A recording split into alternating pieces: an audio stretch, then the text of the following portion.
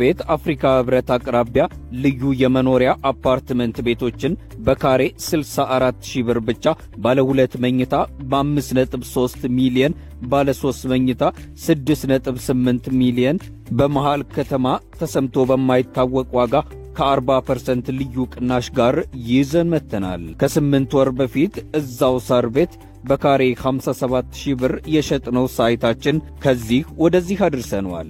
ብልሆችም መልካም አጋጣሚዎችን የሚጠቀሙ ናቸው። እናም ለተወሰነ ቀናት በሚቆየው ቅናሻችን ላይ ይህንን እድል ይጠቀሙበት። ለበለጠ መረጃና ለሳይት ጉብኝት ከታች ባለው ስልክ ይደውሉ። በሳር ቤት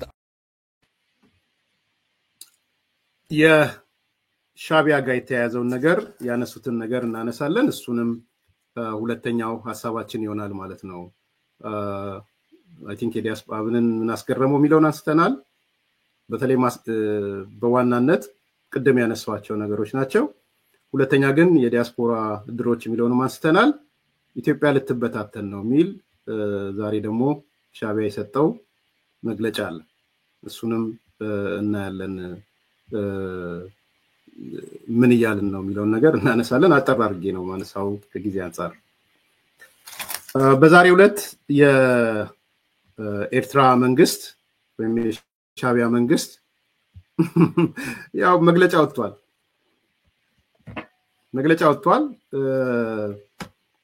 በመግለጫው ያነሳቸው 4-5 ነጥቦች አሉ። ርዕሱ ኢትዮጵያ በመስቀለኛ መንገድ ላይ ነው የሚለው። ኢትዮጵያ በመስቀለኛ መንገድ ላይ ይልና ኢትዮጵያ ታይቶ በማይታወቅ ትርምስ ውስጥ ገብታለች። በብልጽግና አገዛዝ ውስጥ ከወደቀች ጀምሮ ኢትዮጵያ ታይቶ በማይታወቅ ትርምስ ውስጥ ገብታለች። የሻቢያ መግለጫ ነው፣ የማስታወቂያ ሚኒስትሩ ማለት። ሁለተኛ ኢትዮጵያውያን ሉዓላዊነታቸውና አንድነታቸውን እንዳይሸረሸር ስጋት ውስጥ ገብተዋል። የኤርትራ መንግስት እንደ መንግስት ኢትዮጵያውያን ሉዓላዊነታቸውና አንድነታቸው እንደተሸረሸረ ስጋት ሲገባው ደግሞ አስቡ፣ ሲቆረቆር ማለት ነው። ሶስተኛ የኦሮሞ ብልጽግና መንግስት አሁን ተወስኖ ያለው በአዲስ አበባ ነው። እቺ ያው አቀባብሎ የሰጡት ሰዎች አሉ፣ ደሴት ምናምን ይያሉ እኛ ሰጠነው ካሉ ደሰየው። ብልጽግና መንግስት ተወስኖ ያለው በአዲስ አበባ ነው። ለብልጽግና ኢትዮጵያ ማለት አዲስ አበባ ናት የሚል ነው ያነሳል። ምን ነው አዲስ አበባ ብቻ እኮ ሌሎች ለምን አይሉም? ታዲያ ባህር ዳር ያለው ማን ነው? ለኢሳያስ ጎንደር ያለው ማን ነው? ጅማ ያለው ማን ነው? እንዲህ ነው በቃ። ይሄ አይነት ነው። this is clearly በቃ ኢሳያስ እንደዚህ ነው የሚያስቡት። ከአዲስ አበባ ውጪ የለም። እቺ ደሴት የምትለውን እነ አቶ ጀዋር የሰጡት ማለት ነው። ሰጡ ብዬ ግን እንደዛ ማለት አልፈልግም። ግን በቃ አጀንዳ ነው የሚወስዱት። ይቀጥላል። የሀገሪቱ መንግስት ችግሮችን ለመፍታት ብስለትም ሆነ ብቃት የለውም። ሻቢያ ነው እንግዲህ የሚለው። እሱ የሀገሪቱን ችግር ፈቶ በብስለት ፈቶ የቆመ መንግስት ማለት ነው። የኢሳያስ መንግስት በኢኮኖሚ አንደኛ ያደረገ የአፍሪካ ሲንጋፖር ያደረጋት የምስራቅ አፍሪካ ሲንጋፖር ሆና የምትታየው ኤርትራ በዲሞክራሲ ጫፍ የደረሰች በምርጫ ጫፍ የደረሰች ሚዲያዎቿ ቫይራል የሆኑ በቃ የተለያየ አስተሳሰብ አመለካከት ምናምን የሚራመድባቸው ሚዲያዎች 5 6 10 የግል ኢንቨስትመንት እንደፈለገ የሚሯሯጥባት ባንክ የሚሯሯጡባት ሀገር ህግ አውጪ ህግ አስፈጻሚ ህግ ተርጓሚ ያለባት ሀገር ህገ መንግስት ያላት ሀገር ሽማግሌዎቿን የምትንከባከብ ሀገር 65 ዓመት ሞላችሁ ንውጡና ጡረታ ውሰዱ የምትል ሀገር ደስተኛ ማህበረሰብ የፈጠረች ሀገር ኤርትራ ዛሬ መጣችና ምን አለች? የኤርትራ መንግስት ነው ያልኳል። የሀገሪቱ መንግስት ችግሮችን ለመፍታት ብስለትም ብቃትም የለውም። ምንድነው የሻቢያ የብስለትና የብቃት መለኪያ? የኢሳያስ አፈወርቂ የብሳትና 34 ዓመት ወንበር ላይ መዘፍዘፍ ነው ብቃት መለኪያ? እንዲህ ናቸው ማለት እኛ ነው አይ ቲንክ መንግስት መልስ የሚሰጥ አይመስለኝም ትላንት እንዳነሳሁት ግን በቃ this is what they are እነዚህ ሰዎች እንደዚህ ናቸው ሌላ አይደለም ከዛ ኢትዮጵያ ልትበታተን ትችላለች አረ በጣም ያስቀኝና የገረመኝ ነገር ደግሞ ላምብላችሁ በሚኒሊክ ኃይለ ሥላሴ በደርግና በኢህአዴግ ለዋላይነቷና አንድነቷን ያስጠበቀችው ኢትዮጵያ ጂኦፖለቲካዊ ቅርጿን ያስጠበቀችው አሁን ላይ ግን ብዙዎቹ ስጋት ላይ ጥሏል ካኑ ኢማጂን ሻቢያ ሚኒሊክን አፕሪሺየት የሚያደርግ ሻቢያ ኃይለ ሥላሴን አፕሪሺየት የሚያደርግ ሻቢያ ደርግን የሚያደንቅ ሻቢያ ኢህአዴግን ሲያደንቅ ኢህአዴግ አለ ወያኔ የሚለውንም ተዋል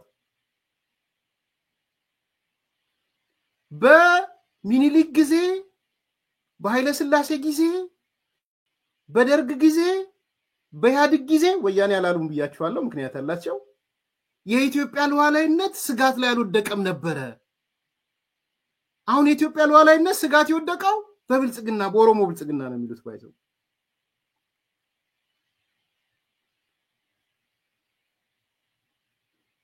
ላምዶ እንደዚህ ነው የሚለው በሚኒሊክ በኃይለ ሥላሴ በደርግና በኢህአዴግ ሉዓላዊነቷና አንድነቷን ያስጠበቀችው ኢትዮጵያ እንግዲህ ይሄን ሲያስቡ ኤርትራን ቀንሰው ነው የሚያስቡት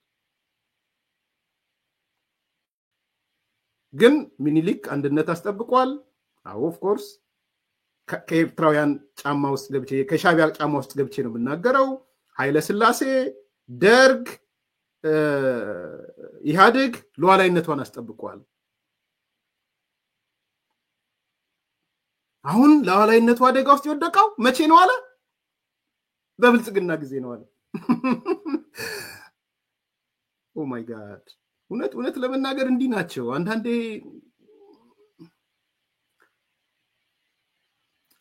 ሉዓላዊነቷን ለማስጠበቅማ ጥረት እየተደረገ ያለው አሁን የባህር በር ጉዳይ ስለተነሳ ሌላ እንዳይመስላችሁ the opposite in essence እነዚህ ሰዎች እነ ሚኒሊክ አላስጠበቁም እያልኩ አይደለም ግን ዛሬ እነ ሚኒሊክን አፄ ሚኒሊክን አድንቆ አፄ ኃይለ ሥላሴን አድንቆ ደርግን አድንቆ ኢህአዴግ ሚል ወያኔን ትቶ አድንቆ ሲመጣ እነሱ ሉዓላዊነትን ያስጠበቁ አሁን ያለው አካል ግን ሉዓላዊነት ያላስጠበቀ ሲል አፍረት የሚባል አፍረት ደና ሰንብት ነው በቃ እነዚህ ጋር ማፈር ድሮ ቀረ የሚባለው ይሄ ነው አንደበታቸው እንኳን አይኮላተፍም ይሄ ብዙ የሚነግራችሁ ነገር አለ በነገራችን ላይ ማን ነው አሁን የሚነሳው የባህር በር ጥያቄ ምናምን ጥያቄ እንዴት ነው ያስደነገጣቸው ምንድነው ያስደነገጣቸው ብላችሁ እንድታነሱ የሚያደርግ ነገር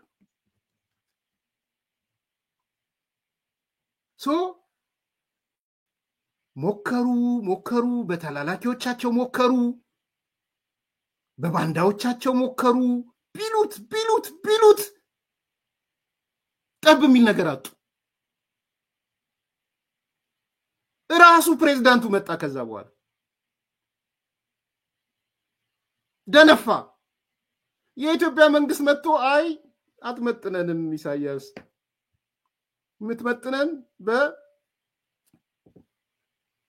ጉዳይ ደረጃ በሳምንት በመንሰጠው ፕሬስ ኮንፈረንስ እሱንም ጥያቄ ከተነሳልን እሱንም ጋዜጠኞች ጥያቄ ከጠየቁን ያንን መልሳለን ብለው ጋዜጠኞች ሲጠይቁ የዲያስፖራ ዳይሬክተሮቱ የእንትን ዳይሬክተሮቱ የኮሙኒኬሽን ዳይሬክተሮቱ መልስ ሰጠ የኛንተ ቁመና እዚህ ጋር ነው አለ ፈራችሁ ምና ፈርተው ምናምን የፈራ እንደሱ አይደለም የሚያደርገው ይኸውላችሁ ልንገራችሁ ከልቤ ነው የምነግራችሁ የመጨረሻ ተንጠርጥረዋል የመጨረሻ እኔ ፕሮፓጋንዳ አይደለም ሰራው ከልቤ ነው የምነግራችሁ የሻቢያ ወታደሮች ጫማቸውን ካወለቁ 6 ወር ሆኗቸዋል። 6 ወር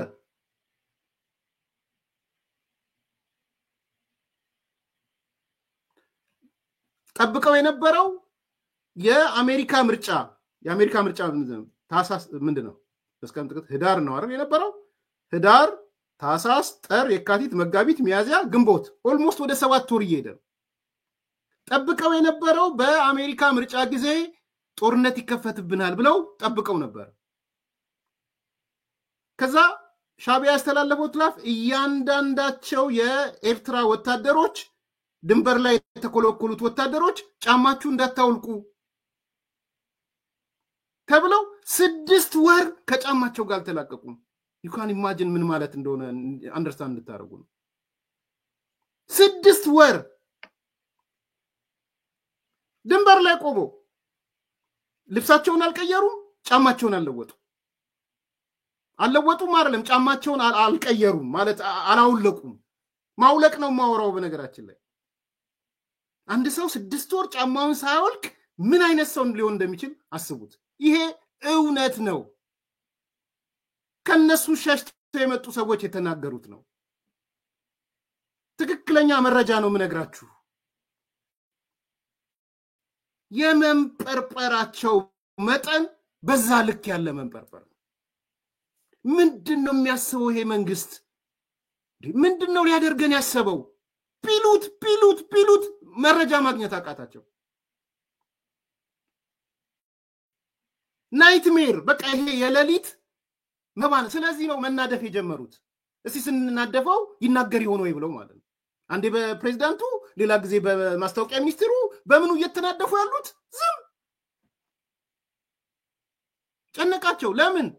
እነሱ ኤክስፔክት ያደርጉ የነበረው ቲፒኤልኤፍንም ትተው የትግራይ ድንበር ላይ የኢትዮጵያ ድንበር ነው ብሎ ወታደር መጥቶ እንደሚሰለፍ ከዛ በኋላ ጦርነት የለም። ወታደር የኢትዮጵያና የኤርትራ ድንበር በትግራይ በኩል ያለ ያረጅም ድንበር አንድም የኢትዮጵያ ወታደር የለም። ምንድን ሰተት ብሎ አይገቡም እንዴ? ግቡ፣ ያው ተለቆላችኋል። ግቡ ሂዱ፣ ተለቆላችኋል። ወዳጅ ሆናችሁ የለ ከነ ደብረጽዮን ጋር ግቡና እንያችሁ። ምንም ይሄ አንጃ ግራንጃ አሁን አንድ ሚዲያም ሳይነበረ በቃ መሳሪያ እናንተን መማረክ ነው ባህሪያቸው። ይሄው ቴክኖሎጂ አትማርክም ከዚህ በኋላ። የኢትዮጵያ መንግስት ቆሞ ጠብቀኝ የለውም ከዚህ በኋላ። ድሮን ያለው it's over. it's not about የቆመ ጠብቀኝ ሾው አይደለም አሁን ያለው። ታንክ ምናምን አይደለም ሾው። ሶ በቃ የሚይዙት የሚጨብጡት አጥተዋል። እኔ ከምሬ ነው የምነግራችሁ ለኢትዮጵያውያን። ምንም ሳልቀባባ ነው እየነገርኳችሁ ያለሁት። ኢትዮጵያ ስጋት ቢገባት ወታደሮቿን ድንበር ላይ ታመጣ ነበር። የለም ድንበር ላይ የኢትዮጵያ ወታደር። ምን ታዲያ ስጋት ካለህና እንትን ካለ ምን አትገባም? ያው አለልህ አይደል? ቲፒኤልኤፍ ሰዎች ተጣምዳችሁ የለ ኬላ ምናምን ተለቃቀቅን እያላችሁ ጎይድ ቀጥሉ።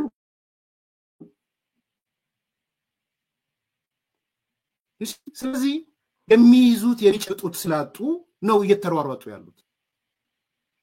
አሁንም እኔ ለኢትዮጵያ መንግስት ያለኝ ምክር በእንጭፍጫፊ በሬዲዮ ፋና በምናምን በኮሜንተሪ በአስተያየት በእነዚህ ጸሐፊዎች አሁን በቅርብ ቀን ጽሁፍ እያዘጋጀው ነው እንደሱ አይነት ጽሁፎች ምናምን ማስተናገድ እንጂ በታምር በሚኒስትር በምናምን ደረጃ አይመጥናቸውም። እንደውም ፍራቻቸውን ያቀልላቸዋል።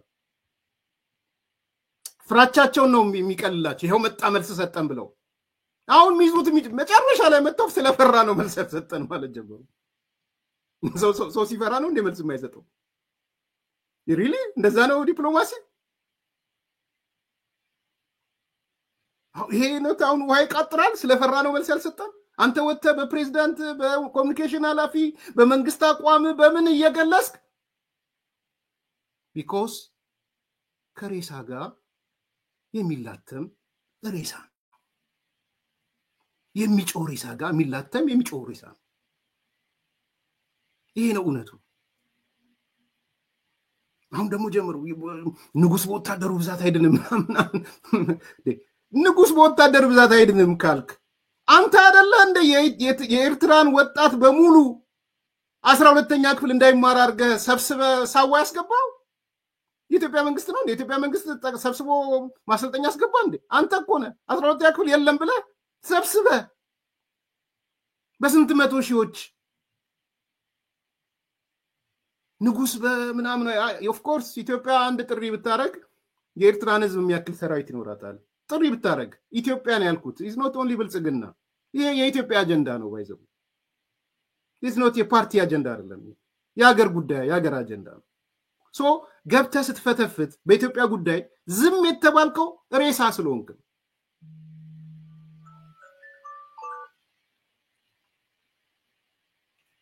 ለሬሳ መልስ አይሰጥ መልስ ከተሰጠም በሎወር ሌቭል ደግሞዋለሁ ሎወር ሌቭል በሬዲዮ ፋና ደረጃ አስተያየቶች ኮሜንታሪስ በሚኒስትር ዴታ ሌቭል በኮሙኒኬሽን ዳይሬክቶሬት ምናምን ሌቭል ፔሪድ ስለዚህ የዚህ አይነት ነው እንደው እንደማጠቃለያ ግን ዛሬ በጣም ደስ ስላለኝ እውነት ለመናገር እኔ ከምለፈልፍ የአብንን ላምብላችሁና ሉጣ ጊዜ ሰዓት መጥፎ ሰዓት ናት ለኔ ልጆቼን ማመጣበት ነው ቱ ቢ ግልጽ እንድትሆኑ ነው አንዳንዴ ቶሎ ስወጣ ስለምጠይቁኝ ሌላ ስራ ቤተሰብ ይባላል ግን የአብን መግለጫ ላምብላችሁ በቂ ነው በቃ እሱ እኔ ዛሬ ምንም ሊጨምርበት ያልፈለኩትን በነገራችን ላይ የአብንን መግለጫ አብኖች እንዲህ ይላሉ አልጨምርም አልቀንስም ቀጥታ አንብቤ ተሰናብቻችሁ ይላሉ ቀጠናዊ ጉዳዮችን በተመለከተ በሌላ በኩል አስረግጠን የምናስቀምጠውና የሀገራችን ህዝቦችም ከዚህ አንፃር ግልጽ አሰላለፍ እንዲመሰርቱበት የምንሻው ሻቢያን በተመለከተ የሰጠነው ምዘናና ብይን ትክክለኝነት ሲሆን አሁንም በተከታታይ ይህ ሁኔታ ይበልጥ እየተረጋገጠ እንደመጣ ተመልክተናል አብን ከሻቢያ ጋር በተገናኘ ያወጣውን መግለጫ ተከትሎ በግንባር ቀደም አውግዘውን የተሰለፉት ኢትዮጵያውያን ነን የሚሉ ባለሟሎች መሆናቸው አስገራሚ ነበር አብንን ያስገረመው ምንድነው ትንሽ አሰብልስት አቋረጠኛ አብን ይቅርታ እኛ ያወጣነው መግለጫ የተቃወሙት የኢትዮጵያ ስም ያላቸው ናቸው እሱ በጣም አስገርሞናል አለ ደግሞ በጣም ኢምፖርታንት ስለሆነ አብን ከሻቢያ ጋር በተገናኘ ያወጣው መግለጫ ተከትሎ በግንባር ቀደም አውግዘውን የተሰለፉት ኢትዮጵያውያን ነን የሚሉ ባለሟሎች መሆናቸው አስገራሚ ነበር ሆኖም በአሁኑ ወቅት የኢትዮጵያ የባህር ጥያቄ የሚወሰነው በኢትዮጵያውያን አንድነትና ጥንካሬ እንጂ በሻቢያ ይሁንታ ሊሆን እንደማይችል በድጋሚ አስምረን ማስቀመጥ እንሻለን የባህር በር ጥያቄያችን የሚመለሰው በራሳችን ጥንካሬ ነው የባህር በር ጥያቄያችን የሚመለሰው በራሳችን አንድነት ነው እንጂ በሻቢያ ይሁንታ አይደለም Thank you አብን ሻቢያ በሌሎች የውጭ ኃይሎች በኢትዮጵያ ላይ በጠላትነት የተመለመለ እያችሁ ሻቢያ በሌሎች የውጭ ኃይሎች ግብጽ እኔ ግብጽ ላለው በግብጽ መንግስት ሻቢያ በሌሎች የውጭ ኃይሎች በኢትዮጵያ ላይ በጠላትነት የተመለመለ መጀመሪያ ረድፍ የሚገኝ ባንዳና አገር ያፈረሰ ድርጅት መሆኑ ሁሌም ቢሆን መታወቅ አለበት ይህም ሆኖ ኤርትራን ከኢትዮጵያ ገንጥያለው ካለ በኋላ ጭምር ኢትዮጵያ ላይ እንደ አልቅት ተጣብቆ መኖር የሚፈልግ ኃይል ነው አልቅት ነው ያለው አልቅት ታውቃላችሁ አይደል ገጠር ላይ ከብቶች ላይ ያለው የሚጣበቀው ነገር ደም ይመጣው ማለት ሰው እንደ አልቅት ነው ሻቢያ እንደ አልቅት የሚለገስ በሰጠው ኑሮ ጥሩ ነበር በቃ እንደ አልቅት ከብቶች ላይ ምናምኖች ላይ ታችሁ ከሆነ ነብኛ ያደኩበት ሰፈር ከነበሩ ከብቶች ሰው አንዱ ትልቁ የምንቸገረው በእነዚህ አልቅቶች ምናምን ይባሉት ውሃ ጋር ስለምንወስዳቸው እንኳን እኛ ቤት እንኳን ያልነበረም እኔ በኔ እድሜ ግን ጎረቤት ነበር ዘመዶቼ ትልቁ ከብቶቹን እንወስዳቸዋለን አዲስ አበባም ቢሆን በነገራችን ላይ ቀራኒዮ የሚባል ወንዝ አለ ወደዛ ስንመጣ አንዱ የሚቸገሩት ያልቅት የሚባለው ውስጥ ይገባል እና ሌላ የሆነም ምንድነው የሚባልም ነገር አለ። ውሃ ውስጥ ይወስዱ ይጠጣሉ ያልቅት። ደማቸውን ይመጣል አልቅት ከውሃ ከምናምን ማለት ያልቅትን ለማታውቁ ብዬ ነው። ይህም ሆኖ ኤርትራን ከኢትዮጵያ ገንጥያለው ካለ በኋላ ጭምር ኢትዮጵያ ላይ እንደ አልቅት ተጣብቆ መኖር የሚፈልግ ኃይል ነው። ሻዕቢያ የኢትዮጵያ የሆነ ሁሉ የኤርትራ ነው፣ የኤርትራ የሆነው ግን የኤርትራ ብቻ ነው የሚል ግብዝና ስግብግብ ድርጅት መሆኑ ግልጽ ነው። ኤርትራ የብቻችን ኢትዮጵያ የጋራችን ማለት ነው። አሁን ቲፒኤልኤፍ እንደዛ ነበር። ህወሓት ትግራይ ብቻችን ኢትዮጵያ የጋራችን ነበረ። the same story ሻዕቢያም ኤርትራ የብቻችን ኢትዮጵያ የጋራችን። ዋናው ችግር የሚመነጨው ከዚህ ስግብግብነት ነው። ሻዕቢያ ለኤርትራ ከስያሜ ውጪ እንደ ሀገር ፍላጎትና ግዴታውን ለይቶ እንዲቆም አላደረገውም። ለበርካታ 10 ዓመታት ሳያቋርጥ የጦርነት ትርኢት በማሳየት ብቻ ህዝብን በድህነት መግዛት እንደሚችል ያሳየ ምሳሌ ድርጅት ቢኖር ሻዕቢያ ብቻ ነው። ስለሆነም የኤርትራ ነፃነት የሚባለው ጉዳይ በተግባር ሲፈተሽ ቧልትና ይልቁንም ለጭቁን የኤርትራ ህዝቦች የባርነት፣ የስደት፣ የድህነትና የእልቂት ምዕራፍ የከፈተ ሆኖ ቀጥሏል። ድህነት፣ ባርነት አሳይቻችኋለሁ። የረዘነን መጽሐፍ የቱ ጋር ያለው አሳይቻችሁ ነበር።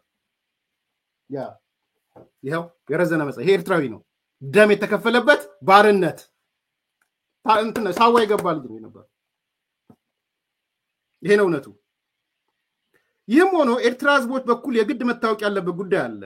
ስለ ኤርትራ ሉዓላዊነት አበክረው ሲናገሩ በተጓዳኝ የኢትዮጵያ ሉዓላዊነትን መከበር እንዳለበት ማወቅ አለባቸው። የኢትዮጵያ ሉዓላዊነትና አንድነት እየጣሱ ስለ ኤርትራ ሰላምና ሉዓላዊነት ማሰብ ፈጽሞ አይቻልም። ሰሞኑን የሻዕቢያው መሪ በኢትዮጵያ ውስጥ ጉዳይ ጭምር በመግባት ለሰጡት ሸፍጥ አስተያየት ከይዘት አንጻር ምላሽ መስጠት ጠቃሚ ላይሆን ይችላል። በብዙ የኢትዮጵያ ውስጥ ልዩነት ያለና የሚኖር ሆኖ ቢሆንም የሻዕቢያ መሪ የኢትዮጵያን ህዝብ ሴምና ኩሽ ብሎ በመክፈል እርቃን ቦታኳን በሀገራችን ላይ ቋሚ ላለፈጸበት የሸፍጥ ንግግር ሲሆን ይልቁንም ሻዕቢያ ራሱን በቅጡ መፈተሽ ባለመቻሉ እድሜ ልኩን የጸረ ኢትዮጵያ ኃይሎች ተላላኪ በመሆን የተሰለፈና ለዚህም ቀለብ የሚሰፈርለት በመሆኑ ከነፃነት በኋላ 34 ዓመታት ተጉዞም ቢሆን ዛሬም ድረስ የአገር አንድነትና የአንድን አገርና መንግስታዊ መሰረታዊ መገለጫ የሆኑ ተቋማትና ስርዓትን መገንባት ያልቻለ በሽፍትነት የቀረ ሽፍታ ድርጅት ነው። ስለሆነም ሻዕቢያ በተለይም በመሪው በኩል የኢትዮጵያ ውስጥ ጉዳይ ጣልቃ በመግባት በህዝቦች መካከል ከፍተኛ የጥላቻ እንድምታ ያለው አጀንዳም በአደባባይ የማስተጋባት መብት የለውም የሚለውም ጭብጥ ሊሰመርበት ይገባል። ለዛ ነው በመገንጠልና በፍቺ መካከል ያለው ልዩነት በውል ሳይገነዘቡ የገቡበትን ታሪካዊ ምዕራፍ ውስጥ ሆነውም ስለ ሻዕቢያዎች አሁንም በኢትዮጵያ ላይ ተጣብቀው መቀጠል የፈለጉት። ተገንጥያለሁ ከተባለ አሁንም በእናቴ ቤት የሚባል ክርክር አይሰራም። ይበቃል። በጣም ኢንትረስቲንግ የሆነ መግለጫ ነው። አድማጭ ተመልካቾች ላይክ አድርጉ፣ ሰብስክራይብ አድርጉ፣ ሼር አድርጉ። መልካም ቀን።